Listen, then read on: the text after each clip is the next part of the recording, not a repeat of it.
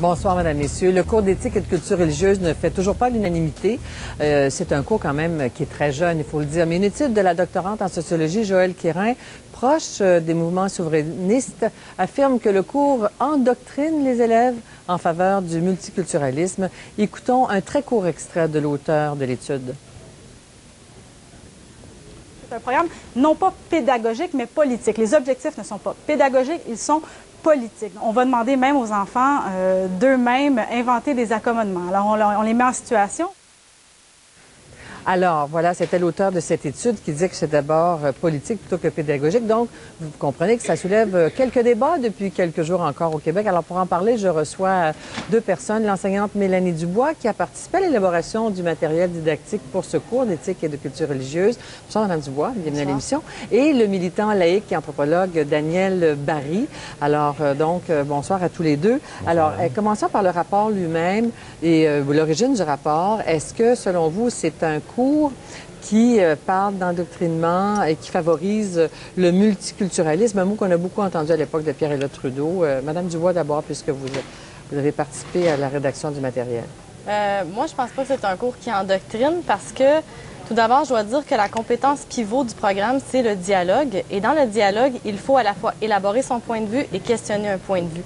Et l'enseignant, lui, doit rester neutre et comme un juge dans tout ça. Bon, c'est pas un relatif, je veux dire, tout n'est pas permis, là. Il y a quand même des balises, mais le cours est vraiment pas là pour endoctriner, mais au contraire pour que l'élève puisse forger son opinion et avoir un esprit critique.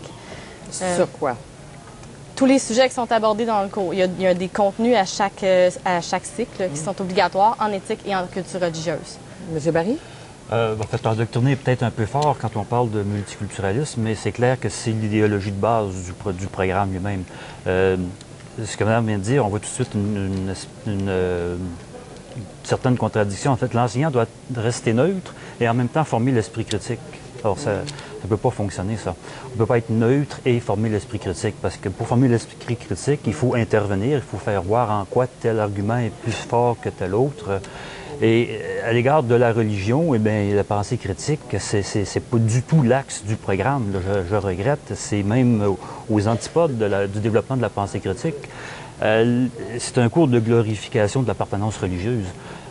C'est un cours de transmission de... En fait, c'est peut-être moins axé sur la doctrine comme l'était l'ancien enseignement religieux, mais pour l'enfant, ça reste la même chose. Il reçoit un contenu de valeurs religieuses et c'est la religion qui est au centre des échanges sociaux. Le volet éthique est subordonné à l'approche multiconfessionnelle de ce cours de culture religieuse. Madame Dubois? Je suis pas d'accord avec vous. Moi, je pense pas que c'est un cours qui est basé sur le multiculturalisme à la Trudeau, comme vous le dites, mais au contraire sur l'interculturalisme. L'interculturalisme qui préconise des échanges, qui veut l'intégration sans abolir les différences. Et c'est ça le cours d'éthique. Et le prof doit intervenir. Il y a des limites au dialogue. Les limites, ce sont la reconnaissance de l'autre, c'est-à-dire la dignité de la personne et la poursuite du bien commun. Donc, tout ne peut pas se dire dans le cours et ce n'est pas un cours où il y a un relativisme niais, là. Je veux dire, l'enseignant doit aussi questionner les élèves sur leur argumentaire. Il faut savoir que ce cours se donne à partir de la première année, donc avec des enfants de 6 ans. Madame, ici, est en secondaire 3 et 4, 4 et 5. Bon, c'est un contenu qui peut avoir un certain sens à la fin du secondaire, mais commencer à véhiculer cette somme de mythologie de l'humanité dès l'enfance, à 6 ans, ça n'a aucun sens. Parce que... Et interculturalisme ou multiculturalisme, c'est du pareil au même. C'est pas la même chose. Non, ce sont des concepts qui ne tiennent plus la route aujourd'hui et les chercheurs dans le domaine reconnaissent que c'est du pareil au même. Parce qu'il n'y a pas de séparation nette dans le multiculturalisme, comme il n'y a pas non plus une interrelation continuelle dans le pluriculturalisme. À Québec, on aime beaucoup parler de pluralisme, d'ouverture, de tolérance à l'autre. Oui. Et je pense que la rédactrice du rapport ou les gens qui ont pu contribuer disent que on tente de forger à travers ce cours une nouvelle identité québécoise. Mais évidemment, c'est des gens qui sont proches du milieu nationaliste, là. Est-ce que ça, vous sentez que cette critique est teintée de cette approche nationaliste-là ou au contraire? Mais en fait, je ne vois pas le fondement de cette critique-là, puisque le programme valorise les valeurs démocratiques québécoises et fait la promotion du patrimoine culturel québécois. Par exemple, le christianisme, le catholicisme et le protestantisme sont mis de l'avant dans la culture religieuse et doivent être vus à plusieurs reprises. Les religions autochtones aussi. Tandis que les autres religions, par exemple l'hindouisme, le bouddhisme et l'islam, sont vus à quelques reprises au cours d'un cycle, c'est-à-dire une fois, 2 fois en 2 ans. Est-ce que, et quand Mme Quérin, dans l'extrait qu'on a entendu tout à l'heure, disait, bien, ça forme les enfants à apprendre ou à offrir des accommodements. Là, je paraphrase un peu. Donc, on est en plein débat encore sur les accommodements raisonnables. Mais les accommodements ne font pas partie du programme. Oui, il y a un volet en 4e, 5e secondaire qui parle de la justice. Et c'est une façon d'aborder la justice, les accommodements raisonnables. Mais ce n'est pas au programme et ce n'est pas obligatoire d'en parler dans un cours d'éthique et culture religieuse. C'est le même fondement philosophique. L'approche des accommodements raisonnables et l'approche du cours de culture religieuse, ça se nourrit de la même eau. La Bible des deux, c'est le rapport Bouchard-Taylor, et c'est exactement la même base d'éducation. Et quand on parle de